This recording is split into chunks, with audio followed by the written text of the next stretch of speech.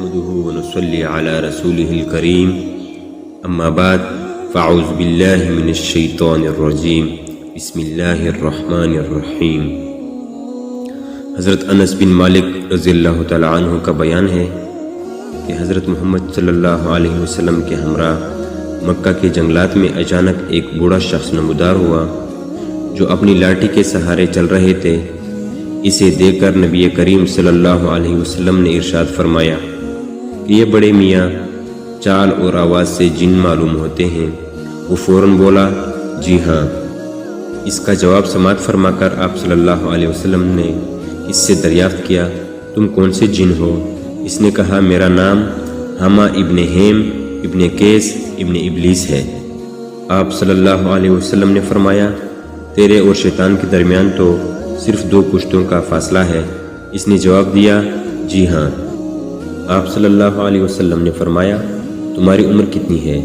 جواب دیا دنیا کا اکثر زمانہ میں نے دیکھ لیا ہے۔ جس رات حابیل نے قابیل کو قتل کیا میری عمر چند سال کی تھی۔ میں ٹیلے سے چھلانگ لگا رہا تھا اور خوش ہو رہا تھا اور لوگوں کو بھڑکا رہا تھا۔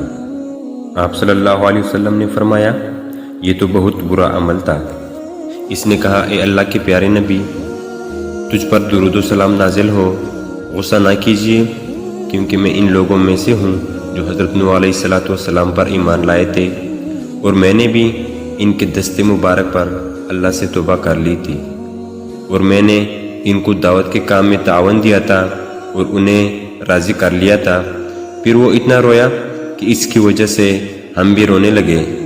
وہ جن آپ صلی اللہ علیہ وسلم سے کہنے لگا واللہ میں بہت شرمندہ ہوں اور اس بات سے کہ میں کافر رہوں اللہ کی امان طلب کرتا ہوں۔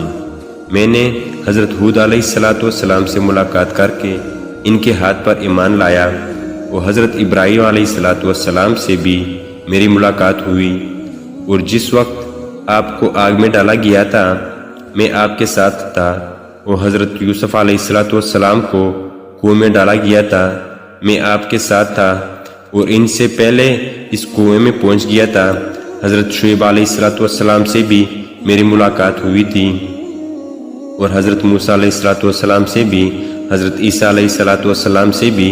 حضرت عیسیٰ علیہ السلام نے مجھ سے فرمایا تھا کہ جب تو حضرت محمد صلی اللہ علیہ وسلم سے ملاقات کرے تو آپ کی خدمت میں میرا سلام عرض کر دینا، لہٰذا میں ان کا پیغام آپ کو پہنچاتا ہوں اور آپ کے دست مبارک پر اللہ تبارک و تعالیٰ کا پیغام لاتا ہوں۔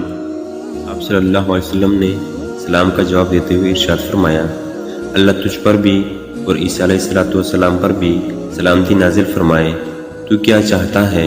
اس نے عرض کیا حضرت موسیٰ علیہ السلام نے مجھے تورات سکھائی تھی اور حضرت عیسیٰ علیہ السلام نے مجھے انجیل سکھائی، اور آپ بھی مجھے قرآن کریم سکھا دیجئے۔ آپ صلی اللہ علیہ وسلم نے اسے قرآن کریم سکھایا۔ ایک روایت میں ہے کہ آپ صلی اللہ علیہ وسلم نے اس کو قرآن کریم کی صرف 10 صورتیں سکھائی تھیں۔ آپ صلی اللہ علیہ وسلم نے دنیا سے تشریف لے جاتے وقت تک ہمیں اس کی موت کی اطلاع نہیں دی، نہ ہم نے ان کو دیکھا۔ خدا ہی بہتر جانتا ہے کہ وہ زندہ ہے یا انتقال کر گیا۔